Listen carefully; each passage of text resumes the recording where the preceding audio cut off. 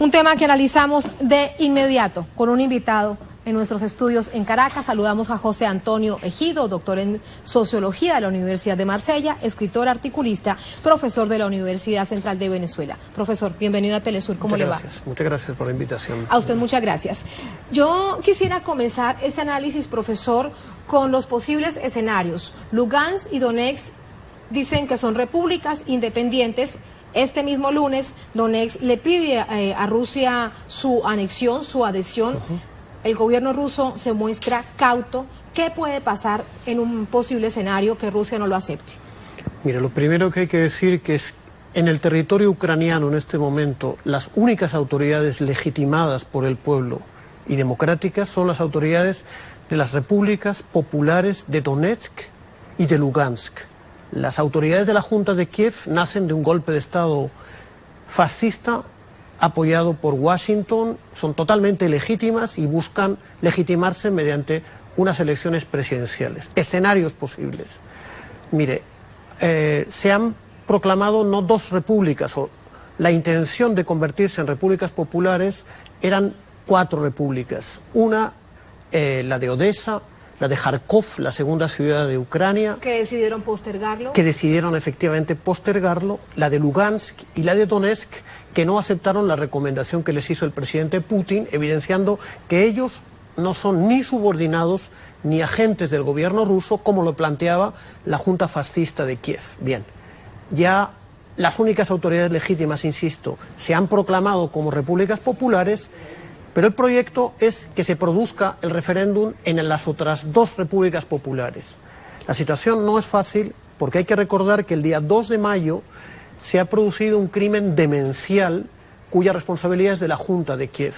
Han sido asesinadas ya no 40 personas en Odessa, sino 116 personas. Las últimas informaciones que provienen de un diputado de la Asamblea Legislativa de Odessa, difundidas por Russia Today, señalan que los desaparecidos han sido asesinados.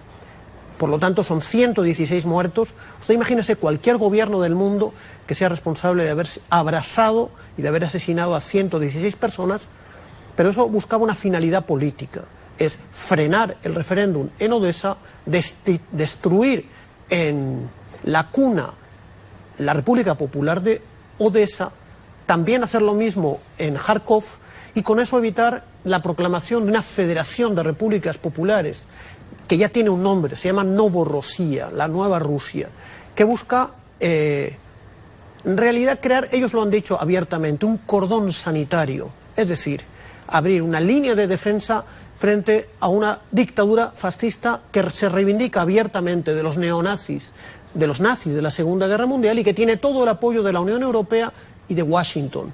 Esa gente, fíjese, la Unión Europea ha declarado ilegítimas los referéndums en los que ha participado la amplia mayoría del pueblo de la cuenca del Donbass, la zona, una de las zonas más industriales. Pero no ha condenado el golpe de Estado. No ha condenado y apoya las verdaderas autoridades ilegítimas, que son la Junta Fascista de Kiev. Entonces, ahí entramos en una situación muy peligrosa, porque la Junta de Kiev, que son en realidad agentes de los Estados Unidos, ese mismo periódico que usted mencionaba, Bild and Sonntag, señalaba la semana pasada que hay decenas de agentes de la CIA y del FBI en funciones de asesoría, es decir, en funciones de dirección militar de estas operaciones. La última noticia, 400 mercenarios de Blackwater, la Guardia Nacional formada por nazis de Pravy Sector y los militares ucranianos que no han querido desertar. Entonces ya no es una guerra civil, es una guerra de agresión de una junta ilegítima controlada por los Estados Unidos frente a un nuevo sujeto de derecho internacional, que son 2 repúblicas. Puede ocurrir que no sean aceptados en la Federación Rusa, entonces estaríamos en una situación que ya existe en el espacio soviético. Desde el año 92 hay una república que reivindica abiertamente el socialismo soviético, no reconocida por nadie, pero ampliamente existente, que es la República de Pridnestrovie, que está en torno al río Dnieper, entre Ucrania y Moldavia. Puede que entremos en una situación de hecho. Y en términos concretos, si se llega a presentar este escenario que usted plantea, ¿cómo van a vivir? ¿De dónde obtienen presupuesto? ¿Cómo obtienen todo lo que se necesita para conformar lo que significa vivir en medio de una sociedad y de una república? Mire, Ucrania vive la destrucción de 20 años de restauración criminal del capitalismo, pero esas dos repúblicas y esas dos regiones que se han convertido en repúblicas populares son la zona más rica de Ucrania. Son la zona minera, la zona industrial, la zona agrícola, donde se concentra el Producto Interno Bruto más importante de lo que fue una floreciente república industrial y agroindustrial. Ellos cuentan con la simpatía, con la solidaridad activa de lo que fue el segundo país más grande de la historia, que fue la Unión de las Repúblicas Socialistas Soviéticas. Hay un gran movimiento en todos los territorios de lo que fue la Unión Soviética en solidaridad con sus hermanos, no de raza. Esto no es un problema ni de raza, ni de cultura, ni de etnia. Es un problema de principios políticos. Ellos no quieren vivir bajo la bota de los asesinos nazis que fueron derrotados por sus abuelos en 1945. Mire usted el temple, algo mucho más profundo. Mire el temple y la dignidad de esa población que en medio del terror, de la barbarie, de crímenes inauditos como el cometido en Mariupol, como el cometido en Odessa, han ido pacíficamente a votar, a firmar su voluntad democrática de ser libres, de ser independientes y de volver a restaurar la Unión Soviética, una Unión Soviética de nuevo tipo y de base popular. Eso es lo que desespera a Washington y a la Unión Europea. Y eso es, se lo pregunto, las razones por las que cada vez hay más presiones de la Unión Europea y de Estados Unidos contra Rusia. Claro. Así que, ¿hacia dónde veremos también ese escenario, profesor? Veremos más sanciones contra Rusia, pero ¿qué hará Rusia para defenderse? El gobierno de Putin tiene una presión importantísima de su pueblo y de la oposición comunista para que no deje sola a las repúblicas populares del este de Ucrania. Ahora se ha producido la incorporación de Crimea, que ya perteneció a la República Socialista Federativa de Rusia, y vamos a ver si Putin acepta la presión del pueblo ruso, pero del pueblo de Belarus, del pueblo de Moldavia, del pueblo de Letonia, del pueblo de Kazajstán, de los hermanos soviéticos, de todas las nacionalidades, para que esos pueblos, esos millones de ciudadanos ucranianos no sigan el destino de los abrasados de Odessa. Entonces hay una situación realmente peligrosa donde estamos realmente confiados en que los planes de los Estados Unidos van a fracasar. Ellos querían una Ucrania dentro de la OTAN para golpear a Rusia y hacer del Mar Negro un mar de la OTAN, y hemos visto que Crimea se incorpora a Rusia y los pueblos obreros, mineros de tradición soviética más firme de Ucrania han abierto una línea de defensa contra la Junta fascista de Kiev. En este movimiento geopolítico, ¿cuál cree usted que va a ser el papel de China? Lo que ocurre es cuanta más presión contra Rusia, contra la Federación Rusa, cuanta más sanciones, más alianza hay entre China y Rusia, que se convierte en un bloque cada vez más aliado estratégicamente, estrechamente, para hacer frente a la arrogancia de los Estados Unidos. Hay otro tema que preocupa bastante con respecto a la ultraderecha en el viejo continente, en Europa. El próximo 25 de mayo hay elecciones europeas, elecciones parlamentarias. ¿Hacia dónde usted ve que va a derivar esta ultraderecha que, por ejemplo, está sentada en Kiev, pero también la vemos en España, pero la vemos también a nivel local en Francia? El capitalismo en crisis recurre históricamente a la guerra, al fascismo y al racismo. El capitalismo imperialista apoya a fuerzas tan supuestamente democráticas como los asesinos de Al-Qaeda en Siria. Todos sabemos que es una creación de los Estados Unidos para sembrar el terror en los pueblos árabes y musulmanes, apoya a los abiertamente nazis de Kiev y apoya a otras fuerzas fascistas en el mundo. Entonces entramos en una situación bien delicada, donde se está dilucidando la posibilidad de la democracia, de la vida pacífica de las democracias, del propio género humano. Es muy significativo que han sido sancionados por los Estados Unidos los responsables de las juntas electorales de Lugansk y de Donetsk. Para los Estados Unidos, organizar elecciones democráticas es un crimen de terrorismo. Por lo tanto, los pueblos están llamados, como en el año 45, a derrotar al fascismo. Por último, profesor, ¿usted cree que veremos un enfrentamiento o una intervención militar en Ucrania? Ya se produce una intervención militar por parte de los Estados Unidos. Se ha producido la visita del jefe nada menos que de la CIA, seguida del jefe del vicepresidente de los Estados Unidos. Y hemos visto un enfrentamiento sangriento con decenas, centenares, tal vez miles de muertos.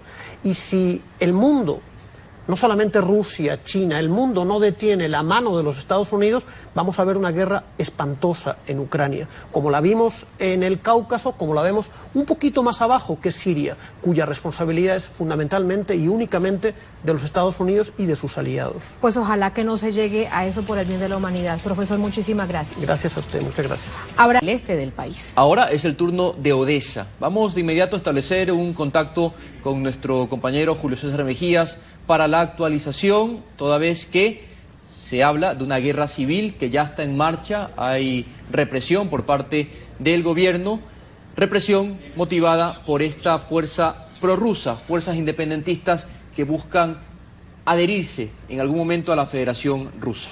Tenemos ya a Julio César Mejía con la actualización. Hola, Julio César.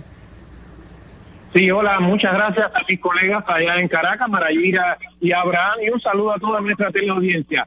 Les puedo comentar que esta mañana ya ha trascendido con gran fuerza el hecho de que también la región de Odesa, como adelantaba Abraham, se ha declarado en República Popular. Allí las milicias populares de autodefensa o anti-Maidán, como se hacen también llamar, han decretado que todo el patrimonio de esa región forma parte exclusivamente en estos momentos de esa República Popular que ellos han que han proclamado, y también que han llamado a la población a salir a las calles y bloquear todos los accesos, sobre todo de la capital, que es la cuarta ciudad más importante de Ucrania después de Kiev, la capital, y de Kharkov y Donetsk. Odesa, una otrora ciudad portuaria, aunque ha visto disminuida su trascendencia económica durante los últimos 20 años, sobre todo al pasar el poder a la llamada República de Ucrania después de la desintegración de la Unión Soviética, y su población que se ha visto muy mermada precisamente por la caída económica.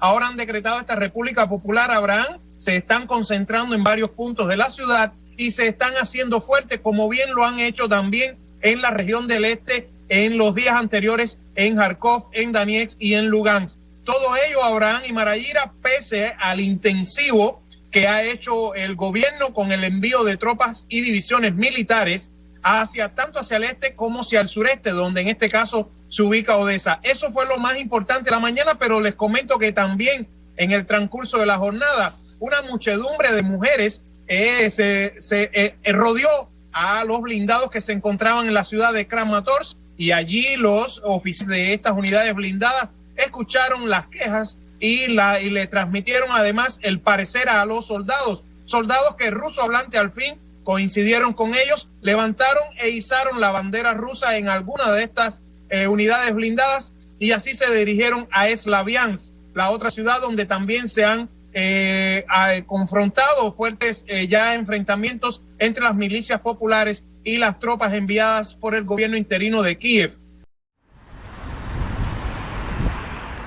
La incómoda relación internacional que mantienen Estados Unidos y China continúa sumando episodios de tensión que hacen cada vez más tirantes las intenciones de conservar el status quo. Esta vez la rigidez entre ambos colosos revivió después de que medios japoneses y taiwaneses avanzaran la posibilidad de la visita de la presidenta de la Cámara de Representantes de Estados Unidos, Nancy Pelosi, a Taiwán, la isla que es uno de los temas más puntiagudos del conflicto entre Pekín y Washington. No obstante, hasta el momento, Nancy Pelosi y su equipo no han confirmado ni desmentido la visita. China, por su parte, expresó su firme rechazo al respecto.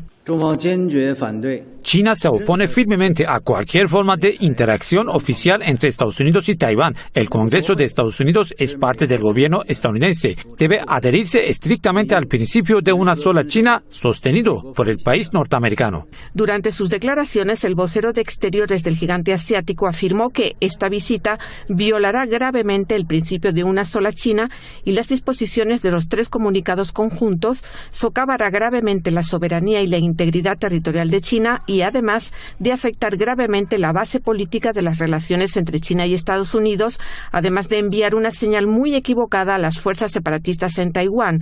Ante tal situación, llamó a Washington a que cancele el viaje.